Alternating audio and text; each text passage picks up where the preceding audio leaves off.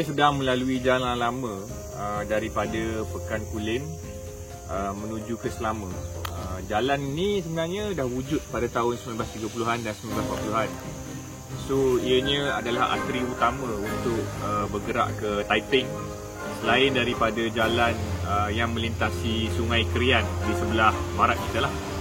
So bila saya baca buku Battle of Malaya dan peristiwa pertempuran yang berlaku, bila melalui jalan-jalan yang strategik seperti ini, banyak jalan-jalan lama yang tidak dipertahankan oleh tentera British pada tahun 1941 dan awal tahun 1942. Jadi bila saya lalu jalan lama dan bila saya tengok sejarah pertempuran unit-unit British dan juga Jepun, saya terdetik ke hati saya, kenapa kawasan-kawasan jalan strategik seperti ini yang banyak yang ada, dia ditinggalkan terus dan dia tidak dipertahankan. That one is, it baffles me when I read about the history of Battle of Malaya. Sebab kalau kita tengok natural defense terrain kiri dan kanan ni, bukit yang turun ke bawah dan sebagainya, memang ianya sangat strategik untuk dipertahankan dan boleh dipertahankan dalam tempoh waktu yang lama. Tetapi kenapa tentera British memilih untuk terus berundur tanpa henti? Mungkin agaknya Malaya Command dia terlalu panik dan General Staff tidak memberikan nasihat yang betul. So kawasan jalan seperti ni bukan kat sini saja yang saya jumpa sepanjang saya belajar berkenaan dengan Battle of Malaya ni, tetapi di sebelum Seremban, di Johor, di kawasan Greek, saya baffles me macam kenapa ianya tidak dipertahankan dan dia dibiarkan begitu saja untuk dilalui oleh pihak musuh.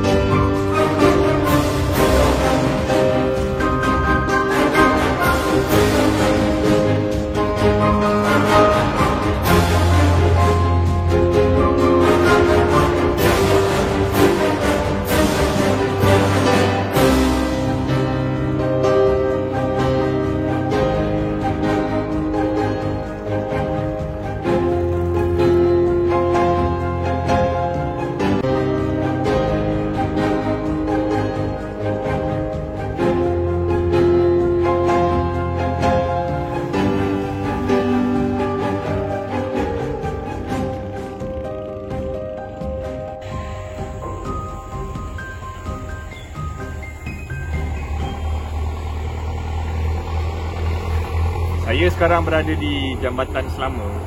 Kat belakang saya ni adalah jambatan yang menghubungkan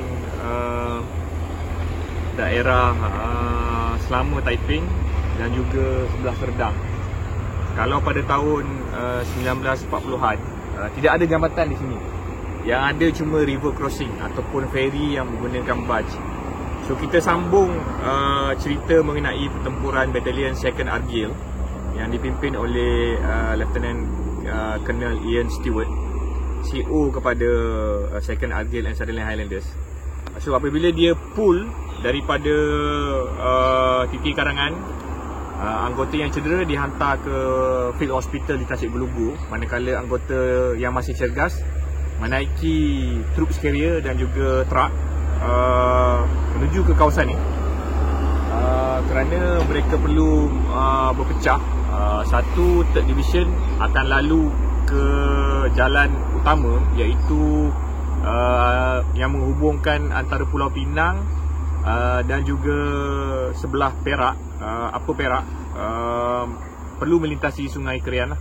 So apabila TEPCOM melalui Sungai Krian, jambatan tersebut diletupkan di sebelah sana. Manakala jalan di sini perlu dilalui oleh unit 12 Indian Brigade, iaitu yang dipimpin oleh Brigjen Archibald Paris, dan formasi dia adalah 2nd Argyll Sutherland Highlanders, dan juga 5th Punjab yang dipimpin oleh Lieutenant Colonel Cecil Dickens. So dia lalu jambatan ni, masa tu bukan jambatan, dia lalu river crossing. Apabila barge, dia menggunakan barge. So pertempuran di titik Karangan berakhir pada 17 Disember 1941 pada pukul 12 ataupun 12.30 tengah hari. So mereka terus pull, bergerak perlahan, dan mereka melintasi river crossing ni pada 18 Disember 1941. Dia menandakan pertempuran titik Karangan telah berakhir dan bermula pertempuran di Great Road. So apabila 12 Indian Brigade melintasi sungai ni pada waktu tersebut menggunakan river crossing, menggunakan barges dan juga ferry kecil, apabila semua truck, armored carrier dan juga troops carrier dia melintasi sungai ni, sappers dan juga engineer menembak barges supaya ianya bocor dan tidak boleh digunakan oleh pihak musuh. So anggota 5th Division, tentera Jepun melalui river crossing ni pada 20 hari bulan untuk mereka bergerak menawan Taiping. Taiping tidak dipertahankan, dan Lieutenant General A.E. Percival mengarahkan supaya pertahanan semua formasi tentera British waktu tersebut berundur di belakang Sungai Perak selepas melintasi Jambatan Iskandar. So kalau kita tengok balik, formasi 12 Indian Brigade berkekuatan 2 batalion. Pada waktu tersebut, satu brigade perlu berkekuatan 3 batalion, tetapi anggota 419 Hyderabad baru sahaja dipanggil daripada pertempuran Kota Baru. Mereka menaiki kereta api di Kuala Kerai, balik ke Gemas dan menaiki kereta api di Gemas semula untuk naik ke utara, dan mereka naik troops dan juga truck di Ipoh dan menuju ke Cemor. Pertahanan dia di Cemor lah. So pertahanan 12 Indian Brigade seterusnya adalah di Cemor, tetapi anggota Ian Stewart yang lalu dekat kawasan ni, 2nd Argyll, diarahkan untuk membantu Company C yang dipimpin oleh Captain Kenneth untuk mempertahankan jalan Great Road, pertempuran Great Road. So river crossing ni sangat penting kerana hanya dengan menggunakan barges dan juga ferry saja mereka mampu untuk mengalihkan aset-aset penting seperti artillery, anti-tank, armored carrier. Pada waktu tersebut 12 Indian Brigade dan juga especially 2nd Argyll and Sutherland Highlanders menggunakan Lanchester armored car. So ianya adalah aset yang sangat penting. Di pertempuran titik Karangan tidak ada, seingat saya lah, mungkin saya nak check balik data yang saya ada, seingat saya tidak ada Lanchester armored car yang rosak atau dimusnahkan, tapi ada 2 buah Lanchester armored car yang musnah di pertempuran Great Road selepas mereka menyeberang sungai ni, dan mereka terus ke Sumpitan untuk membantu C Company yang dipimpin oleh Captain Kenneth. So saya, apabila saya mendalami sejarah pertempuran Battle of Malaya, especially pertempuran Northern Malaya, banyak terrain dan juga bentuk muka bumi yang memang tidak dipertahankan, was completely abandoned ke tangan musuh. Tetapi dia membuatkan saya berfikir kenapa Malaya Command pada waktu tersebut tidak memilih untuk mempertahankan serta-serta kawasan lah. Contohnya di belakang kita ni adalah Sungai Kerian. So Sungai Kerian ni adalah sungai yang dalam dan lebar. Mana-mana river crossing ataupun sungai ataupun jambatan, sama ada jambatan kenderaan ataupun kereta api yang tidak dipertahankan, hanya diletupkan saja, memang sudah pasti akan dibaiki oleh pihak musuh. Dan apabila saya baca beberapa buku, termasuk buku Colonel Masanobu Shoji, dia sangat terkejut bila Malaya Command memilih untuk tidak mempertahankan jambatan di Sungai Kerian lah, jambatan di jalan utama. Nanti saya akan tunjukkan dalam map jambatan yang mana. So sebenarnya General Yamashita was very surprised and amused lah. I mean to his good advantage, jambatan tu hanya diletupkan terus ditinggalkan. Mungkin Third Corps begitu panik bila mereka mengalami kekalahan back to back yang sangat teruk. So untuk dia regroup balik, untuk dia fikir balik strategi apa yang perlu digunakan against an outflanking movement ni, they need to do a proper war conference lah. Baru dia boleh fikir strategi mana yang dia boleh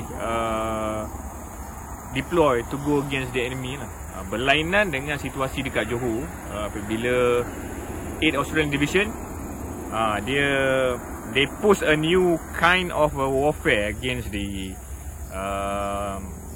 25th Army Japanese lah.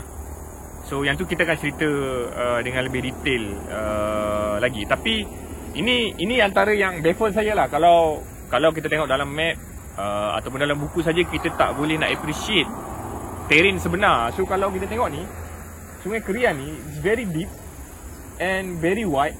Tetapi kenapa tentera British memilih untuk tak mempertahankan? Maknanya when they cross, sama ada dia rosakkan barges ataupun ferry dekat kawasan ni, in this case, ataupun dekat Sungai Kerian di Hile, mereka hanya meletupkan jambatan dan they just left. So tentera Jepun pun terkejut sebenarnya. Dia macam it work to their own advantage lah, kan? So itulah, bila when you read books and you go to the site, it's a completely different experience. So saya pun sebenarnya saya pun masih belajar. Not everything yang saya tahu sebenarnya. So bila kita baca, bila kita compare site visit, you can appreciate lah kepanikan tentera British yang begitu hastily berundur pada Disember 1941.